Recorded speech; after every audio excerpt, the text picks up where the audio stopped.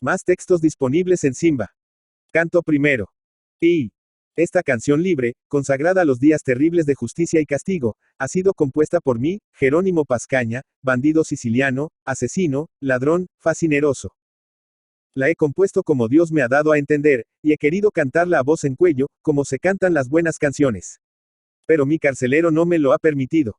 Mi carcelero tiene las orejas peludas, demasiado estrechas, y solo las palabras injustas, pérfidas, que saben escurrirse como serpientes, pueden entrar en ellas. Y las palabras de mi canción marchan erguidas, tienen el pecho sólido, la espalda ancha, y, voto a sanes, desgarran las orejas peludas de mi carcelero. Si están cerradas sus orejas, busca otra entrada para tu canción, Jerónimo, me he dicho amistosamente. He meditado, he cavilado y he dado, a la postre, can una solución, pues Jerónimo no es tonto del todo. Y he aquí lo que he hecho, he tallado mi canción en una piedra, y he prendido fuego en su corazón yerto con mis arranques de cólera. Y cuando la piedra se ha animado y me ha mirado con ojos coléricos, la he cogido suavemente y la he colocado en el borde del muro de mi prisión. ¿Con qué objeto he hecho esto? Lo he hecho en la esperanza de que no tardara otro temblor de tierra en derribar vuestra ciudad, no dejan de en pie ningún muro, y entonces mi piedra caerá en la cabeza a mi carcelero, y grabara, en sus sesos blandos como la cera, mi canción, como el sello del rey, como un nuevo y colérico mandamiento. Así, con mi canción grabada en los sesos, descenderá mi carcelero a la tumba. Carcelero, no me importa que cierres las orejas, pasaré por tu cráneo. 2. Si para entonces vivo aún, como me reiré, si ya me he muerto, mis huesos danzarán en la sepultura. Será una hermosa tarantela. ¿Acaso puedes tú jurar que no sucederá eso nunca? También podría ocurrir que el terremoto desenterrase mi ataúd podrido, mi asquerosa carne, todos mis restos, sepultados para siempre y cubiertos por la lápida sepulcral. Ya sucedió eso una vez. La tierra del cementerio se abrió, y salieron de sus tumbas los muertos. Los muertos no esperados en el festín. 3. He aquí los nombres de los camaradas con quienes hice amistad durante aquellas cortas horas. El profesor Pascal y Giuseppe, Pincio, Alba. Fueron fusilados por unos soldados. Había además otro, joven, guapo, servicial, que me daba lástima. Yo le quería como a un hijo, y él me quería como a un padre. Pero no sé su nombre, o no tuve tiempo de preguntárselo, o se me ha olvidado. También lo fusilaron. Me parece que había además uno o dos, amigos también, pero no estoy seguro. Hasta que fusilaron al joven no me escape. Me había escondido allí cerca, detrás de la tapia ruinosa, junto a un cactus caído. Lo vi y lo oí todo. Y cuando me iba, el cactus hundió sus espinas en mi carne. Lo habían plantado junto a la tapia para que los ladrones se pinchasen en él. Los ricos tienen muy buenos servidores. IV. Fueron fusilados por unos soldados. Acuérdate bien de los que te he nombrado. En cuanto a los otros, cuyos nombres no te he dicho, hazte la cuenta de que no los fusilaron. Solo te pido que no te persignes y que no mandes decir misas en su memoria, lo que sería peor todavía, pues no les gustaba eso a ellos. El mejor homenaje que puedes tributar a la memoria de los fusilados es guardar un grave silencio. No obstante, si tienes un decidido empeño en recurrir a alguna farsa para honrar su memoria, haz todo lo que se te antoje, menos mandar decir misas, no les gustaba eso a los pobres. El primer terremoto que derribó la ciudad y la cárcel tenía una voz fuerte en extremo, de una gravedad singular, que murmuraba al en lo hondo, en las entrañas de la tierra terrible y amenazadora. Todo en torno vacilaba y calla, y, sin saber aún de qué se trataba, yo me daba ya cuenta de que todo se había acabado, de que acaso la misma tierra había acabado su existencia. Pero yo no estaba muy asustado, no tenía nada que temer, aun en el caso de que aquello fuera, en efecto, el fin del mundo. Bramó largo espacio el trombolista subterráneo. De repente se abrió la puerta. Vi. Llevaba en la prisión largo tiempo, perdida en absoluto toda esperanza. Había intentado evadirme muchas veces, pero no lo había logrado. Tú tampoco lo hubieras logrado, la maldita prisión estaba demasiado bien construida. Y me había acostumbrado al hierro de las rejas, a las piedras de los muros, que me parecían eternas, antojándoseme el que había edificado la prisión el hombre más fuerte del mundo. Ni siquiera me preocupaba de si era justo o no, tal idea tenía de su fortaleza, de su inmortalidad. Ni aun en mis sueños nocturnos me representaba la libertad. No creía en ella, no la esperaba, no la concebía. Y no me atrevía a llamarla. Es peligroso llamar a la libertad. Mientras uno se calla, la vida es soportable. Pero si uno se determina a llamar a la libertad, aunque sea con voz muy queda, hay que lograrla o morir. El profesor Pascal le decía lo mismo. Sí, yo había perdido ya toda esperanza de salir de la cárcel, cuando, de repente, la puerta se abrió. Se abrió suavemente y ella sola. Al menos no fue mano humana la que la abrió. 7. La calle estaba toda en ruinas y en un desorden horrible. Todos los materiales con que estaban construidas las casas habían vuelto a su lugar, ya sean por tierra, como antes de ser empleados en la edificación. Las casas aún en pie se desacoplaban, se desmoronaban, vacilaban como borrachas, se sentaban en el suelo, sobre sus piernas rotas. Algunas, con aire sombrío, se tiraban de cabeza contra los adoquines. ¡Pam!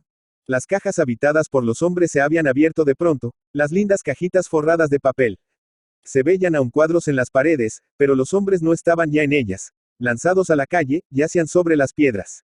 La tierra seguía estremeciéndose, pues el trombolista subterráneo, aquel diablo que creía sordo a todo el mundo, no ponía fin a su tocata. Trabajaba a conciencia el diablillo. Yo estaba ya libre, pero no me daba cuenta de ello. Y no me atrevía a alejarme de la maldita cárcel. Permanecía allí, en pie, contemplando las ruinas. Mis camaradas, que también habían salido a la calle, tampoco se iban. Se estrechaban unos contra otros, asustados, como niños junto a su madre tendida en el suelo, borracha. Vaya una madre. De pronto, el profesor Pascal le dijo. Mirad. Un muro que creíamos eterno se había abierto de arriba a abajo. El hierro de las rejas estaba retorcido y roto como un trapo podrido. Hasta entonces, mis manos ni siquiera habían podido conmover aquel hierro, que yo creía el más fuerte de todos, que yo creía eterno y a la sazón me parecía una cosa inútil, despreciable. En aquel momento, los demás y yo nos percatamos de que estábamos libres. 8. Libres. X. Te costará más trabajo doblar una brizna de paja, que el doblar 3 rieles de hierro formando haz. Te costará más trabajo levantar y llevarte a los labios una taza de agua, que el levantar un mar entero, sacudirlo, agitarlo, coronarlo de espuma y verterlo sobre la tierra. Muerde una montaña con más facilidad que tú un terrón de azúcar. Rompe 3 cables metálicos tranzados en uno con más facilidad que tú un hilillo podrido. Te cubrirás de sudor y te pondrás como la grana si intentas deshacer un hormiguero con un palo, y él es capaz de destruir toda la ciudad de un solo golpe. Levanta en alto un buque, como si fuera una piedrecilla, y lo estrella contra la costa. ¿Has visto fuerza semejante? X. Cuanto estaba abierto, él lo cerró. La puerta de tu casa se incrustó en las paredes, y las paredes, la puerta, el techo te estrujaron. Pero abrió las puertas de la cárcel, que tú habías cerrado tan cuidadosamente. Tú, el rico, a quien detesto. Sí.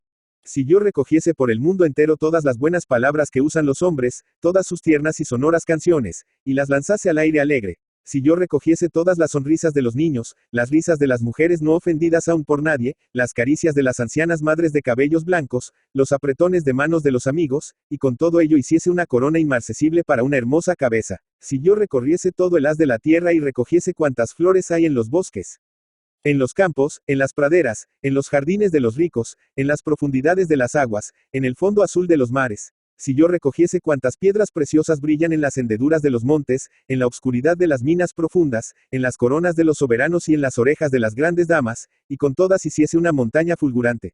Si yo recogiese todas las llamas que arden en el universo, todas las luces, todos los rayos, todos los brillos, todas las auroras.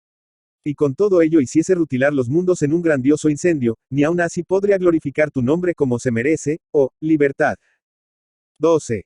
Libertad. 13. Sobre mi cabeza se extiende el cielo, y el cielo es siempre libre, está siempre abierto a los vientos y a las nubes errantes. Mis pies pisaban el camino, y el camino es siempre libre. Está hecho para que se marche por él, para que se avance en todas direcciones, dejando unas cosas atrás y adelantándose hacia otras. Por eso, el camino es el amor de todo hombre libre. ¿Quién no le abraza al verle, y no derrama lágrimas al dejarlo? Cuando eche a andar por el camino creí que se había realizado un milagro. El profesor Pascal le había echado a andar también. Y también el otro, el muchacho, posaba en el camino sus jóvenes plantas, presuroso, agitado. A los pocos pasos, corría. ¿A dónde corres? Pero el profesor Pascal me dijo con severidad. No le hagas preguntas. Haciéndole preguntas le obligarás a detenerse, como si le tirases piedras. Es joven, Jerónimo, y nosotros ya somos viejos. Y empezó a llorar. De pronto, el trombolista sordo reanudó su música endiablada. Canto segundo. Y erramos largo tiempo a través de la ciudad, y vimos muchas cosas extraordinarias, espantosas, terribles. 2. Tampoco el fuego se puede encerrar. Yo, Jerónimo Pascaña, te lo aseguro. Si quieres estar tranquilo, apágalo muy bien, pero no lo encierres. Encerrado en la piedra, en el hierro, en el vidrio, se escapará cuando en tu casa suceda una desgracia. Tu casa se habrá desmoronado, y tu vida se habrá extinguido, y el fuego arderá solo, sin haber perdido nada de su ardor, nada de la fuerza de sus llamas. Se arrastrara un instante por tierra, se fingiera muerto. Pero al punto erguirá la cabeza sobre su cuello fino, mirara a derecha e izquierda, adelante y atrás, dará un salto, después se esconderá de nuevo, mirara de nuevo alrededor, se enderezara, volverá la cabeza, engrosara de pronto. Y de pronto se verá que, en vez de una sola cabeza sobre el cuello fino, tiene millares. Se verá que no avanza ya cauteloso sino que corre. Silencioso hasta entonces, empezará a cantar, a silbar, a gritar, a dar órdenes a las piedras y a hierro, a quitar de en medio lo que encuentre a su paso. Y de pronto, se convertirá en un torbellino. 3. Vimos más muertos que vivos. Los muertos estaban tranquilos, no sabían lo que les había sucedido, y conservaban la calma. Pero ¿qué ocurría con los vivos? Verás qué gracia tiene lo que nos dijo un loco, para el cual también se abrió la puerta en aquel gran día de terrible igualdad. ¿Crees que estaba asustado el loco? En modo alguno. Nos miraba con benevolencia, muy satisfecho y orgulloso, como si todo hubiera sido obra suya. No me gustan los locos, y quise seguir mi camino. Pero el profesor Pascale me detuvo, y le preguntó respetuosamente al orgulloso orate, ¿por qué está usted tan satisfecho, señor? Pascale no era, ni mucho menos, un enano. Pero el loco le buscó largo rato con la mirada, como si fuera un granito de arena perdido en un gran montón. Al fin le encontró, y, despegando apenas los labios, tal era su orgullo, repitió la pregunta. ¿Por qué estoy tan satisfecho? Hizo un gesto majestuoso, en el que envolvió cuanto veía en torno suyo, y añadió. He aquí el verdadero orden. Hace mucho tiempo que lo esperábamos. Llamaba orden a aquello. No pude contener la risa. Pero en aquel momento se acercó a nosotros un obeso fraile, todavía más loco, y la escena que tuvo lugar fue divertidísima. Nos hicieron pasar un buen rato, en medio de las ruinas, con su cómico diálogo el loco y el fraile. Sentados en las piedras, reíamos, los animábamos y les gritábamos, ¡bravo! Esto es una burla, me han engañado, protestaba el fraile. Estaba gordísimo, me apuesto cualquier cosa a que no has visto nunca una gordura semejante. Daba asco ver temblar la grasa de su barriga y de sus carrillos cuando se estremecía de miedo y de cólera. He aquí el verdadero orden, se congratulaba el orate, despegando apenas los labios. Me han engañado, aullaba el fraile. Y de pronto empezó a blasfemar de una manera horrible. Un fraile, figurate. Nos aseguraba que Dios le había engañado, y lloraba. Juraba, como un jugador desesperado, que le habían sido mal pagadas sus oraciones y su fe. Pateaba furiosamente y blasfemaba como un arriero a quien se le hubieran escapado, mientras se holgaba en la taberna, las caballerias. El profesor Pascale montó en cólera de repente. Me pidió el cuchillo y le dijo al fraile, que, harto de jurar, se había sentado para descansar un poco. Escucha, voy a abrirte la barriga, y si encuentro en ella un pedazo de pollo o una gota de vino. Y si no encuentras nada, preguntó severamente el fraile. Entonces te canonizaremos. Jerónimo, cógelo por las piernas. El fraile tuvo miedo, y se fue balbuciendo. Creía que erais cristianos. ¡Qué blasfemia! El loco lo seguía con su benévola mirada, y repetía. He aquí el verdadero orden. Lo hemos esperado tanto tiempo. 7. Durante mucho tiempo seguimos vagando por la ciudad, y vimos muchas cosas extraordinarias. Pero el día fue corto, la noche descendió muy pronto sobre la tierra, más pronto que nunca. Los soldados, cuando fusilaron al profesor Pascale, se alumbraban con antorchas. 8. Cuando se hubo colocado el profesor junto a la tapia, o, mejor dicho, junto a las ruinas de la tapia, y los soldados se disponían ya a atravesarlo con las balas, el oficial le preguntó. Vas a morir enseguida, ¿quieres decirme por qué no tienes miedo? Es tan horroroso lo que ha sucedido. Estamos todos pálidos de terror, todos, excepto tú. ¿Por qué? Pascale guardaba silencio, esperaba que el oficial le hiciese más preguntas para responder a todas a la vez. ¿Cómo tienes valor para apoderarte de las cosas ajenas, cuando la gente está tan aterrorizada que se ha olvidado hasta de sí misma y de sus hijos? ¿Acaso no te inspiran lástima las mujeres y los niños que han perecido? Hemos visto gatos enloquecidos por el terror, y tú, hombre, ni siquiera te has conmovido. Te van a fusilar al punto. El oficial había hablado bien. Pero nuestro Pascale sabía tan bien explicarse. Ahora está muerto, pero el día en que todos los muertos resuciten, puede que le oigas, y, al escucharle, lloraras, si para entonces no se te han secado ya las lágrimas. He aquí lo que Pascale respondió. Me apodero de las cosas ajenas, porque no tengo nada mío. He robado la ropa de un muerto para vestir mi cuerpo vivo, pero usted lo ha visto y ha vuelto a dejarme desnudo. Ahora me encuentro en cueros ante los cañones de vuestros fusiles. Tirad, pues, soldados. Pero el oficial les hizo señas de que no tirasen, y luego a Pascale que prosiguiese. X. Aquí me tenéis en cueros ante los cañones de vuestros fusiles, sin miedo de nada, ni de vuestros fusiles siquiera. En cambio, vosotros estáis pálidos de terror, tenéis miedo de todo, incluso de vuestros fusiles, incluso de mi cuerpo desnudo. Cuando el terremoto ha estallado, ha destruido vuestra ciudad y vuestra dicha, ha matado a vuestras mujeres y a vuestros hijos, y a mí, ya veis, me ha abierto la puerta de la cárcel, como había de tener yo miedo. En toda la tierra no hay nada que me pertenezca. Estoy en cueros. X. Y aunque toda la tierra se hubiera desplomado, aunque las fieras de los bosques hubieran aullado de terror, aunque los pájaros hubieran caído al suelo de miedo, aunque los peces hubieran adquirido voz para gritar de espanto, yo no me hubiera asustado. Para todos el terremoto habría súbitamente aniquilado la tierra, mas para mí no hubiera hecho sino abrir la puerta de mi cárcel. No tengo nada que temer. Estoy en cueros. Sí. Aunque todo el universo se hubiera hundido, con el cielo y el infierno. Aunque el espanto se hubiera apoderado de todos los seres vivientes, y no hubiera tenido miedo. Para todos, el universo se hubiera acabado. Para mí, la puerta de mi prisión se hubiera abierto. ¿Qué puede, pues, intimidarme? Estoy en cueros. 12. Y en este momento, cuando con una sola descarga de vuestros fusiles vais a anular para mí la tierra y el universo, en este momento tampoco tengo miedo. Para vosotros va a caer sin vida un cuerpo humano, para mí se va a abrir la puerta de mi cárcel. Tirad, pues, soldados. Estoy en cueros. 13. Las antorchas llameaban. Era el día más corto que yo había visto en mi vida. La noche había descendido demasiado pronto. Ahora te toca a ti, me dijo el oficial cuando el profesor Pascale cayó muerto. Verdaderamente, no me habían sorprendido infraganti, y no había ningún motivo para fusilarme. Pero vaya usted a discutir con ellos. Me coloqué junto a la tapia, pero aquella noche me daba pena. ¿Comprendes? Allí, las antorchas, el incendio, le quitaban encantos. Pero a lo lejos, más a la del incendio y de las antorchas, más a la de las ruinas y de los cadáveres, yo la bella joven, fuerte, negra, como la había conocido en los días de mi mocedad. Yo amo la noche. En sus tinieblas no veo y puedo pensar cuanto quiero. El día solo alcanza a mi ropa, no va más adentro. Al chocar con la oscuridad que rodea mi cuerpo, se queda ciego.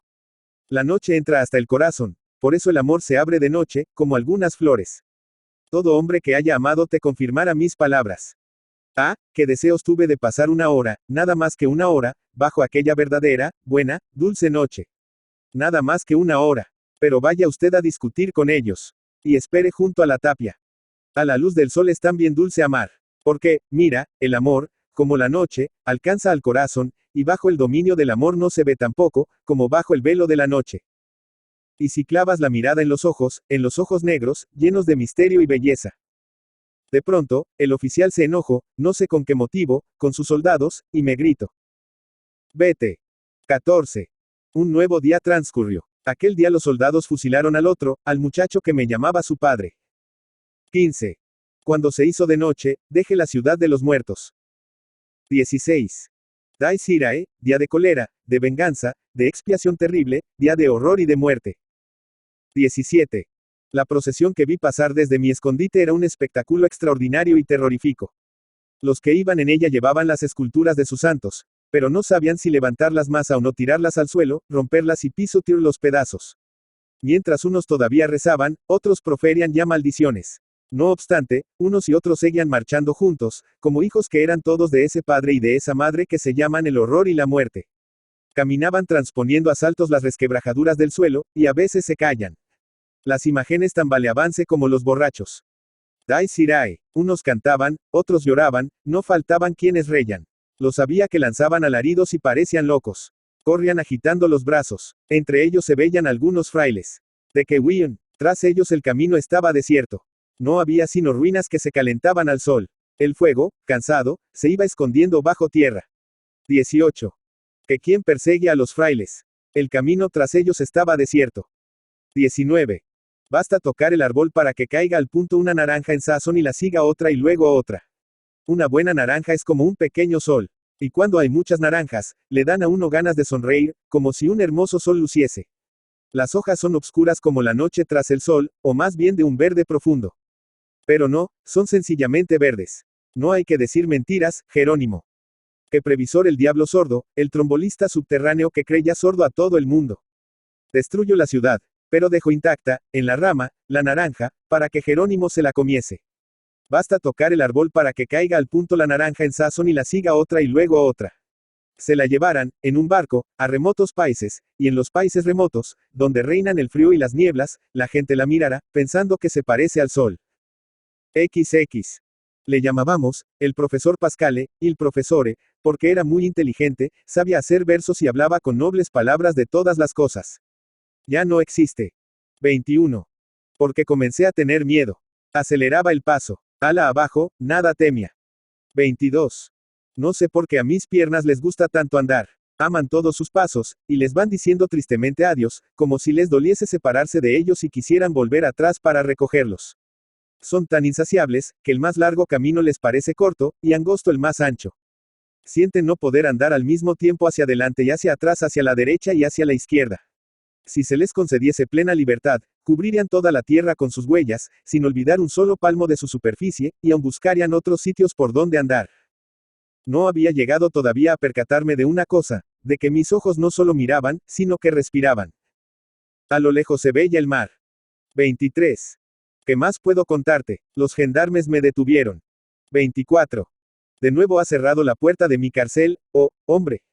¿Cómo has tenido tiempo de reedificarla? Tu casa está aún en ruinas, los restos de tus hijos aún no han acabado de pudrirse en la tumba, y tú ya empuñas el martillo, colocas las piedras unas sobre otras, enrejas las ventanas. Cuán presto reedificas las cárceles, oh, hombre. Tus templos aún están en ruina, pero tu prisión está ya construida de nuevo. Tus manos tiemblan aún de miedo, pero se apresuran ya a coger las llaves y cerrar las puertas. Eres un filarmónico, adoras el ruido del oro y el ruido sordo de las cadenas. Tu cara pálida aún conserva la expresión de horror con que se contrajo ante la muerte, pero olfateas ya algo en el aire y la vuelves a todos lados, venteando. Cuán presto alzas de nuevo las prisiones, oh, hombre. 25. El hierro de la reja ni siquiera suena, tan sólido es. Está frío como un corazón impasible. La piedra de los muros no suena tampoco, tan implacable es, tan eterna, tan poderosa. Está fría también, como un pensamiento impasible. A horas fijas, el carcelero me echa de comer como a una fiera.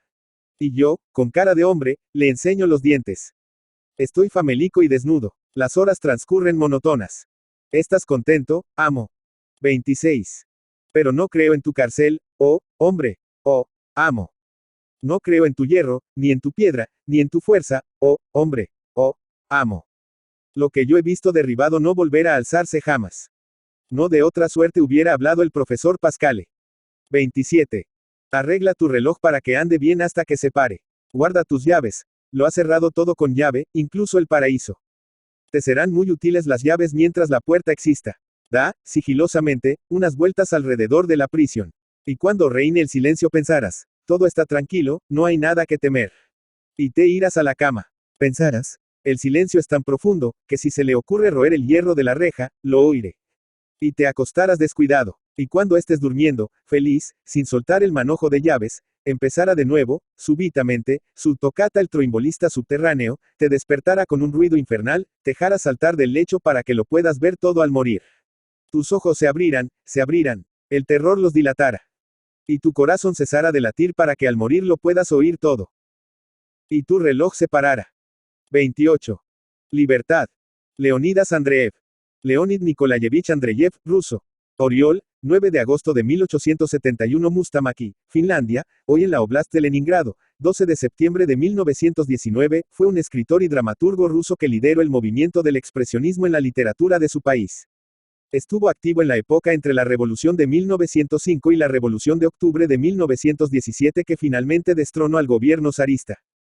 Nacido en Oriol, Rusia, Andreyev originalmente estudió Derecho en Moscú y San Petersburgo, pero abandonó su poco remuneradora práctica para seguir la carrera literaria. Fue reportero para un periódico moscovita, cubriendo la actividad judicial, función que cumplió rutinariamente sin llamar la atención desde el punto de vista literario. Su primer relato publicado fue sobre un estudiante pobre, una narración basada en sus propias experiencias. Sin embargo, hasta que Máximo Gorki lo descubrió por unos relatos aparecidos en El Mensajero de Moscú, Moskovsky Vestnik, y en otras publicaciones, empezó realmente la carrera de Andreyev. Desde entonces hasta su muerte, fue uno de los más prolíficos escritores rusos, produciendo cuentos, bosquejos, dramas, etc., de forma constante.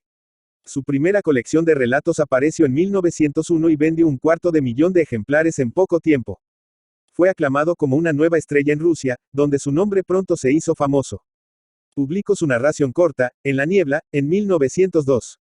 Aunque empezó dentro de la tradición rusa, pronto sorprendió a sus lectores por sus excentricidades, las cuales crecieron aún más que su fama. Sus dos historias más conocidas son probablemente, Risa Roja, 1904, y Los Siete Ahorcados, 1908. Entre sus obras más conocidas de temática religiosa figuran los dramas simbolistas, El que recibe las bofetadas, y Anatema. Idealista y rebelde, Andreyev pasó sus últimos años en la pobreza, y su muerte prematura por una enfermedad cardíaca pudo haber sido favorecida por su angustia a causa de los resultados de la revolución bolchevique. A diferencia de su amigo Máximo Gorki, Andreyev no consiguió adaptarse al nuevo orden político. Desde su casa en Finlandia, donde se exilió, dirigió al mundo manifiestos contrarios a los excesos bolcheviques. Aparte de sus escritos de carácter político, Andreyev publicó poco a partir de 1914. Un drama, Las tristezas de Bélgica, fue escrito al inicio de la guerra para celebrar el heroísmo de los belgas contra el ejército invasor alemán. Se estrenó en los Estados Unidos, al igual que La vida del hombre, 1917, El rapto de las Sabinas, 1922, El que recibe las bofetadas, 1922, y Anatema, 1923. Pobre asesino, una adaptación de su relato, El pensamiento, escrita por Pavel Kohout, se estrenó en Broadway en 1976. En cine, el argentino Boris H. Hardy dirige una cuidada versión cinematográfica de El que recibe las bofetadas, con Narciso Ibáñez Menta en el papel protagónico, estrenada en 1947. Estuvo casado con la condesa Wilhorska, sobrina nieta de Taras Shevchenko. Su hijo fue Danil Andreyev, poeta y místico, autor de Rosa Mira. La nieta de Leonid Andreyev, la escritora estadounidense Olga Andreyev Carlyle, publicó una colección de sus cuentos, Visiones, en 1987.